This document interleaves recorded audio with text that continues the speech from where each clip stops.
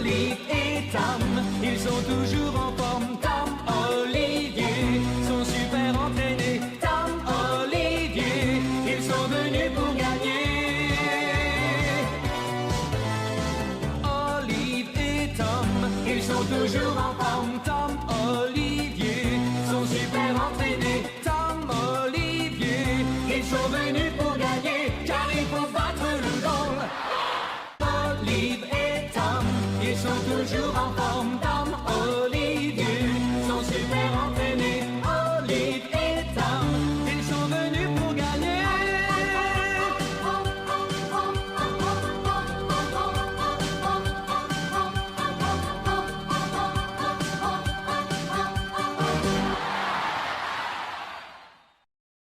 Bonjour et bienvenue sur la chaîne YouTube de Shimizu Espels France.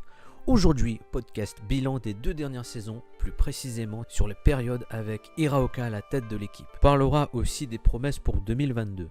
Comme vous le savez, les 2 dernières saisons n'ont pas été brillantes. Nonobstant, chaque fois que l'équipe a été mise sous la responsabilité du coach Hiraoka, la dynamique changeait brutalement pour une équipe plus efficace et séduisante. Si séduisante que j'avais surnommé l'équipe du mois de novembre 2020 Shimizu do Brasil, sans oublier qu'il avait justement été nommé manager du mois de novembre. Rien que pour cela, j'ai envie qu'il reste à son poste pour toute la saison en 2022 et au vu de la communication assez discrète du club, j'ai l'impression que c'est ce qu'ils veulent mais rien d'officiel pour le moment. Hiraoka en 2020 c'est 4 victoires dont 3 en novembre, 2 nuls et 3 défaites. En 2021, c'est 3 victoires d'affilée et 1 nul. De ce fait, Hiraoka à la tête de Shimizu, c'est 13 matchs pour 7 victoires, 3 nuls et 3 défaites, ce qui reste un très bon bilan, quoi qu'il arrive, surtout en voyant les adversaires et les matchs tels qu'ils se sont déroulés. À quel point j'ai confiance en lui. Demain, s'il y a les élections, c'est Hiraoka que je mets président de la République. Je dois faire un voyage d'affaires, c'est Hiraoka que je mets comme garde du corps pour ma femme. La fin du monde arrive!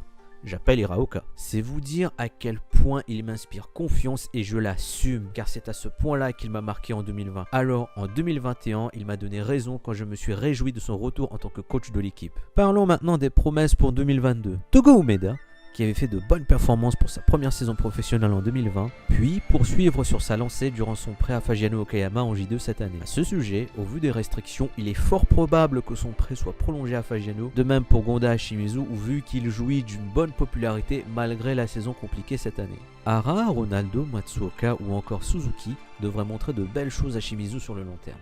Si Renato Augusto reste, son expérience et sa science du jeu devrait encore apporter beaucoup à l'équipe. Carlinhos et Santana auront certainement à cœur de montrer qu'ils peuvent encore mieux faire. Que dire de Fujimoto et Kololi qui ont montré de belles choses? Enfin, on n'oublie pas notre homme à tout faire en attaque, Monsieur Kenta Nishizawa, qui a été sous-utilisé cette saison. On souhaite le voir plus souvent et être décisif comme il a souvent été depuis toujours. Aujourd'hui, l'effectif est bien plus riche et équilibré qu'en 2020. Les 2 mercatos de 2021 ont été plutôt judicieux. Celui de 2022 ne devrait pas être trop actif. Voilà donc tout ce qu'il y avait à savoir pour la prochaine saison. Bonne fête de fin d'année à tous et Go Shimizu Espels!